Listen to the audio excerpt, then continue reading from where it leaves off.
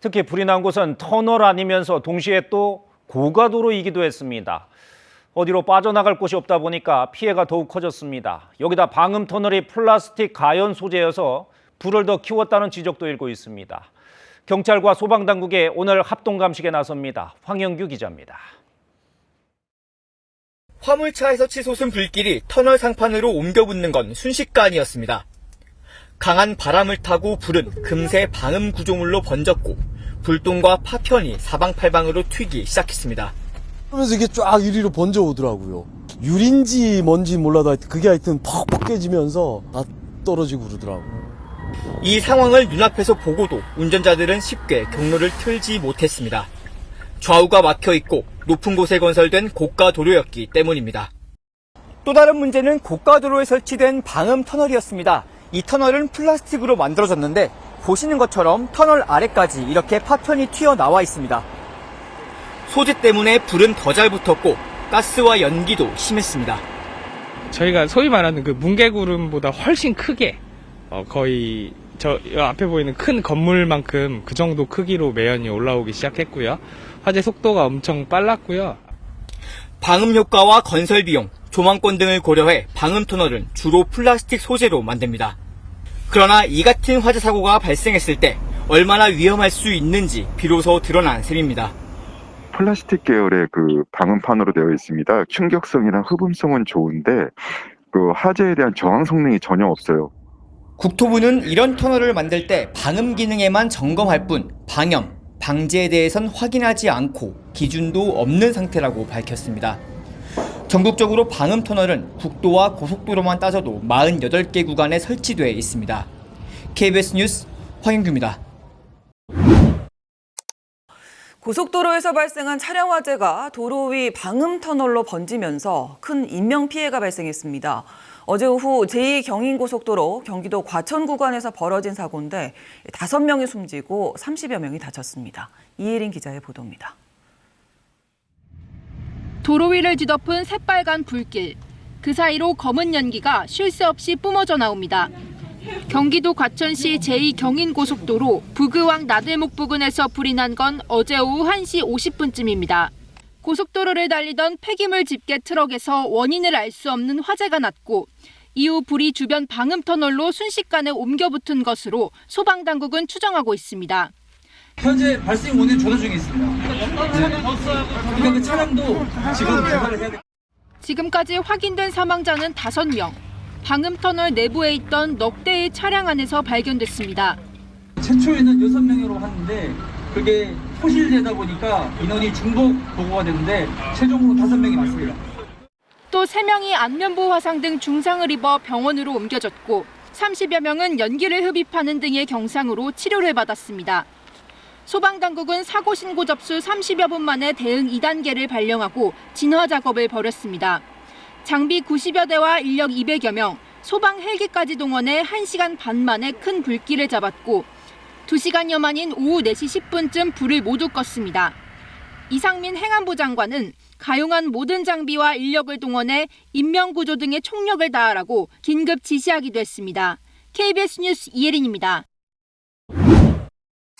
네, 그럼 이 시각 사고 현장에 나가 있는 취재기자 연결해서 새로운 소식 알아보겠습니다. 현예슬 기자, 불길은 다 잡힌 것 같은데 현장 상황 지금 어떻습니까?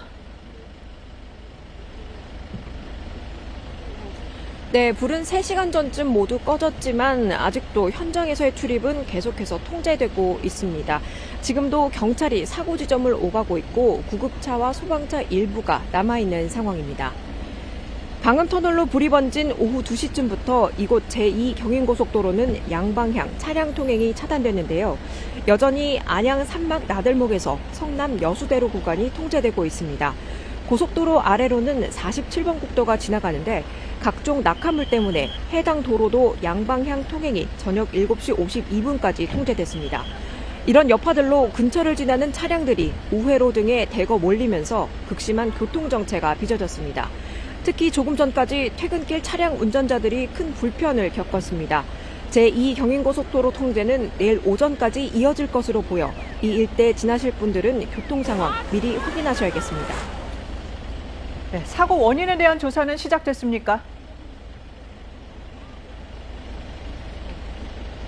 네, 현장에는 불에 탄 차량 40여 대가 그대로 남아 있습니다. 저녁에는 국립과학수사연구원과 과학수사대가 현장을 살펴봤는데요. 경찰의 수사도 본격화될 전망입니다. 우선 50여 명 규모의 수사본부가 꾸려졌습니다. 처음 불이 시작된 것으로 추정되는 폐기물 집게 트럭 운전자를 현재 조사 중입니다.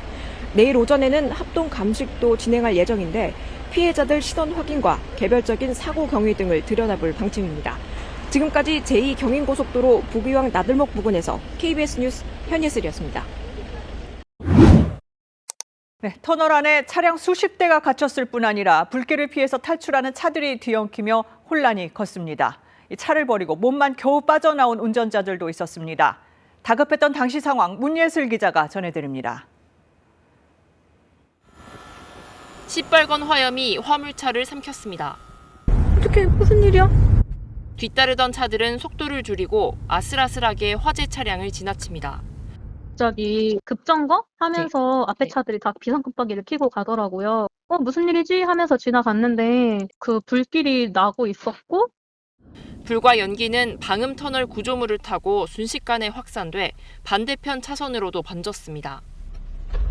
차량 여러 대가 불길에 휩싸이기 시작했고 눈앞에서 그 상황을 목격한 운전자들은 깜빡이만 켠 채 얼어붙었습니다. 도로 밖으로도 거대한 연기가 뿜어져 나왔습니다. 어머, 어떡해. 멀리 터널 안으로 일렁이는 화염이 보이자 진행하던 차들은 급하게 방향을 돌렸습니다. 사람들이 막 입을 틀어막고 네. 나오기 시작하더라고요. 네. 뒤에서는 차가 계속 앞으로 왔고, 근데 비상등 켜고 후진을 했거든요. 꽉 막혀서요? 막혀가지고 그래요? 어떻게 그러면- 할 수가 없었어요. 탈출하려는 차들과 미처 상황을 모르고 진입하려는 차들이 뒤엉키면서 일대 혼란이 빚어졌습니다. 차량끼리 부딪히면서도 유턴과 역주행을 마다할 수 없었습니다. 그 반대 방향은 차가 꽉 말려 있으니까 네. 거기가 있으면은 안 될 것 같아서 네. 역주행해서 그 올라오는 길로 막 다 도망가다시피 내려왔죠, 뭐. 급한 나머지 차를 버리고 탈출한 운전자들도 있었습니다. 연기 속 유독가스를 막느라 옷깃으로 입과 코를 틀어막고 도로를 내달렸습니다. 화재 당시 터널에 고립돼 불탄 차량은 모두 44대. 터널 구간이 길고 당시 통행량도 적지 않아 차량 피해가 컸던 것으로 보입니다. 가까스로 화마를 피한 차들도 정체 속 도로에 갇혀 현장으로부터 멀어지기까지 많은 시간을 보내야 했습니다. KBS 뉴스 문예슬입니다. 오늘 오후 2시쯤 경기도 과천시 제2경인고속도로 부귀양 나들목 부근에서 불이 나 소방당국이 진압 중에 있습니다.